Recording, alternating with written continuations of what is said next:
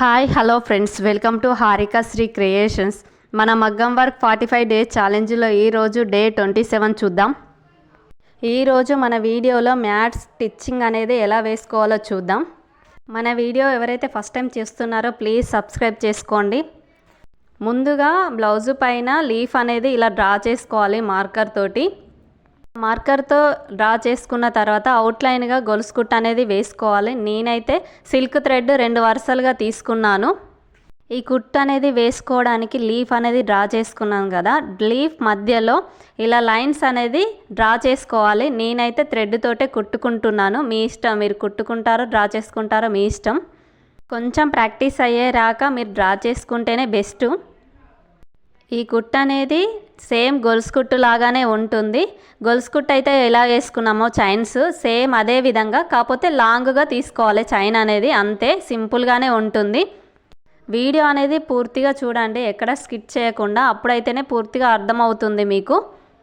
Leaf మిడిల్లో lines అనేది కుట్టుకున్నాను కదా, ఆ మిడిల్లో నుంచి లాంగ్ చైన్ అనేది కుట్టుకోవాలి.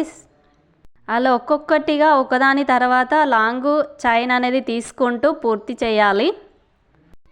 ఒక లైన్ పూర్తి అయిన తర్వాత రిటర్న్ కుట్టేసేటప్పుడు షార్ట్ కుట్ అనేది వేసుకోండి అక్కడ, అప్పుడైతేనే లాంగ్ కుట్ అనేది నీట్గా కనబడుతుంది.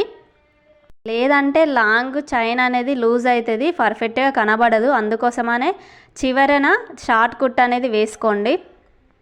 ఇలా లీఫ్ మొత్తం లైన్స్ మధ్యలో లాంగ్ చైన్ అనేది వేసుకొని మొత్తం ఫిలప్ చేయాలి. ఈ కుట్టు అనేది దగ్గరగానే కుట్టుకోవాలి. మన బ్లౌజు పైన డిజైన్ వేసేటప్పుడు దూరంగా కుట్టుకుంటే బ్లౌజ్ క్లాత్ అనేది పైకి కనబడి నీట్గా ఫినిషింగ్గా ఉండదు అసలు. అందుకోసమనే కుట్టు అనేది దగ్గరగా తీసుకోండి. ఇలా లీఫ్ అనేది మొత్తం కుట్టిన తర్వాత అవుట్లైన్ అనేది మళ్ళీ ఒకసారి గొలుసు కుట్టు అనేది దగ్గర చైన్లు తీసుకొని కుట్టుకోండి.